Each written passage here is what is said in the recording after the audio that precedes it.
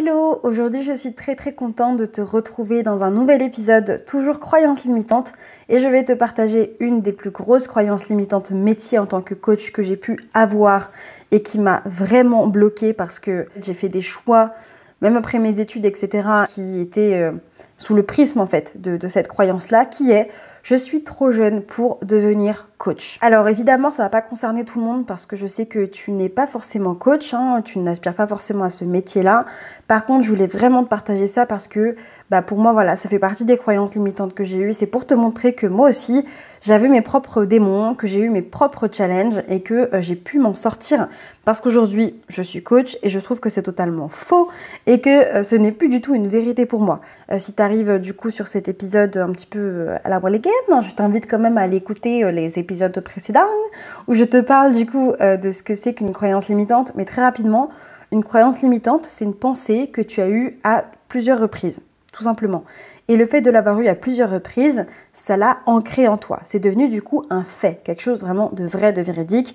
Un exemple pour te présenter ça, c'est comme si tu pensais quelque chose à propos de toi et que c'était aussi vrai que le ciel est bleu. Tu vois, ça devient vraiment un fait. Donc, si je peux avoir une croyance limitante à propos de moi qui est je suis incompétente, par exemple, je ne suis capable de rien, ça peut devenir du coup une croyance, tout comme le fait de se dire le ciel est bleu, qui est un fait. C'est-à-dire que le ciel est bleu, on met une caméra, on voit bien que le ciel est bleu et tout le monde peut le dire. Et bien en fait, ça devient aussi vrai que je suis bonne à rien. Donc je suis incompétente, ok? Et l'idée à chaque fois, c'est d'aller montrer à notre cerveau qu'il y a un autre chemin possible et que ce n'est pas vrai. Quand ça nous limite, parce qu'il y a des croyances qui nous limitent pas, tu vois. Enfin, moi, me dire je suis légitime et j'adore ce que je fais et je suis bonne coach, par exemple, ça me limite pas. Au contraire, ça me booste, voilà. Mais il y a des croyances qui peuvent être limitantes. Et donc aujourd'hui, je te partage du coup une de ces croyances que j'ai eues qui est je suis trop jeune pour être coach.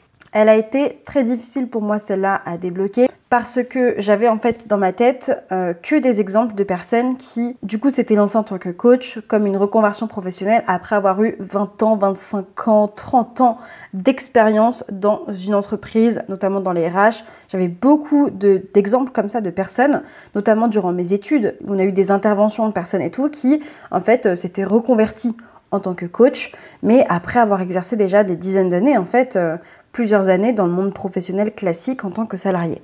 Et je me disais, mais du coup, je suis obligée de passer par là pour acquérir de l'expérience, pour ensuite du coup devenir coach. Et donc être coach, c'était pour moi en fait à cette époque-là un deuxième métier, le métier en gros de la deuxième partie de ma vie. Enfin, totalement grotesque à l'heure actuelle de me dire ça.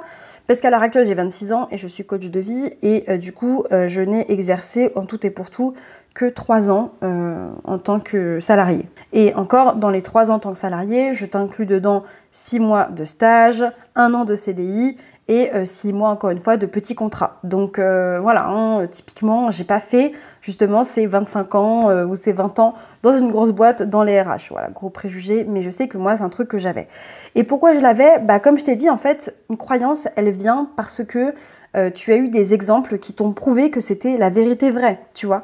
Donc le fait de voir en fait seulement des coachs qui n'étaient pas du coup jeunes dans le sens où, je mets des gros guillemets à jeunes évidemment, mais qui avaient déjà en fait eu beaucoup d'expérience pro en entreprise, j'avais ce truc de non, en fait c'est comme ça que ça se passe en fait, il n'y a pas le choix. Je me suis rendu compte en fait, en m'intéressant vraiment plus au métier de coach de vie par la suite, qu'en fait c'était faux, qu'il y avait des exceptions. Je les prenais comme des exceptions. Il y avait des personnes qui se lançaient dans ce métier-là, mais qui avaient 23 ans, 25 ans, 30 ans, 35 ans, et qui avaient du coup, voilà, qui je me reconnaissais pas. Je me disais, mais comment est-ce qu'elles ont fait en fait pour se lancer? Parce que pour moi, c'était inconcevable.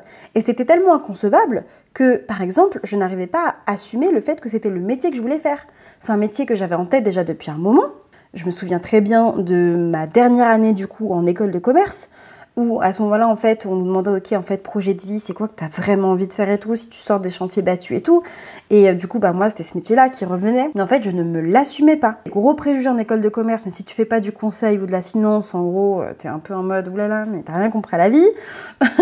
Voilà, déjà en faisant RH j'avais l'impression d'être en dehors de la norme. Donc si en plus je disais que je voulais être coach, oh là là mon dieu, mais alors meuf qui a rien compris à ses études. Enfin bref, c'était un peu mon secret et que c'était pas quelque chose d'envisageable. Voilà, donc je reviens de loin par rapport à cette croyance. Je reviens vraiment, vraiment de loin et je te dis ça parce que pour te montrer que des fois, il y a des croyances comme ça qui peuvent vraiment avoir un gros impact sur les choix de vie que tu vas faire. Et c'est allé jusqu'à que j'exerce du coup pendant 3 ans dans une entreprise dans laquelle par contre j'ai adoré travailler, la question n'est pas là, mais je n'arrivais pas en fait à assumer, à me dire non, ça sera genre plus tard, donc en attendant tu vas faire des trucs, mais ça sera plus tard dans 10 ans et tout. Comment j'ai fait pour me rendre compte que finalement c'était une croyance limitante? En fait je me suis fait coacher, j'ai choisi très bien ma coach du coup par rapport à ça, parce que j'étais du coup admirative parce qu'elle avait le même âge que moi en fait. Et elle était coach déjà depuis ses 23 ans. Donc ça faisait déjà 2 ans qu'elle coachait quand je l'ai rejointe du coup en coaching. La meilleure façon de dépasser une croyance limitante, c'est de montrer à notre cerveau des exemples contraires. Chaque fois que tu as une croyance limitante, c'est de te dire, ok, en quoi est-ce que c'est faux? Est-ce qu'on pense que c'est vrai? Donc en quoi est-ce que c'est faux? En quoi est-ce que c'est faux que je suis trop jeune pour devenir coach? Là, en fait, l'idée après, c'est de laisser dérouler son cerveau et lui montrer, lui demander d'aller chercher toutes les raisons pour lesquelles, en fait, ça c'est faux. Donc j'en avais une en face de moi qui était du coup ma coach et ça m'a énormément aidé, énormément servi. À côté de ça aussi, j'ai été chercher du coup plein d'autres exemples en fait de personnes qui étaient coach, etc. à cet âge-là ou qui avaient commencé en tout cas à cet âge-là et je me suis rendu compte en fait qu'il y en avait plein et qu'en fait la dynamique de l'âge n'avait strictement rien à voir pour être bon dans ce métier-là. C'est ça le truc. C'est que moi je faisais vraiment une fixette sur l'âge et je faisais tellement une fixette sur l'âge que ça en est venu à qui je vais accompagner. Au début, quand j'ai assumé que je voulais du coup être coach et que je voulais pas reprendre de CDI après du coup avoir quitté mon emploi, j'étais persuadée du coup que je pouvais que coacher des personnes plus jeunes que moi. Non mais pour te dire à quel point ça peut vraiment aller loin. Et c'est pour ça que du coup je me suis orientée vers du coaching étudiant. Donc j'ai commencé d'abord à coacher des étudiants sur leur organisation, etc.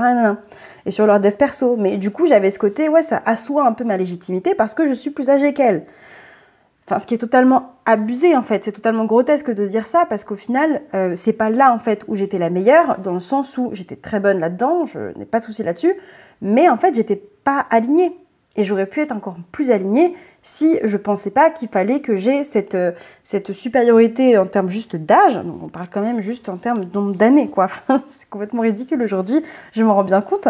Mais du coup, c'est ça en fait qui m'avait induit en erreur sur mon choix du coup de cible, que je voulais coacher des étudiantes. Et une fois que je suis rentrée du coup en coaching pour du coup apprendre à créer mon entreprise de façon alignée et tout, que je me suis rendu compte en fait que moi je voulais pas coacher des étudiantes en fait, mais que je voulais coacher du coup des personnes qui avaient même plus que mon âge, que j'avais pas du coup de limite d'âge, je savais juste que je voulais pas par contre coacher des étudiantes, j'avais juste d'autres peurs derrière. Donc c'est toujours la même chose en fait, si t'as une croyance limitante, il y a des peurs derrière et l'idée c'est d'aller regarder les peurs et les débloquer une à une, et après du coup de se rendre compte que la croyance elle est fausse. Donc voilà pour cette croyance limitante que je voulais te partager, qui était pour moi assez présente, qui m'a longtemps poursuivie.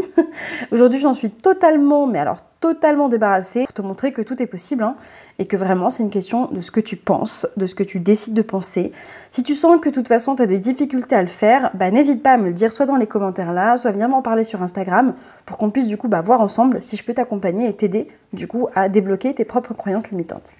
Voilà, écoute, j'espère que cet épisode t'aura plu, je te fais plein de bisous et je te dis à tout bientôt. Ciao ciao.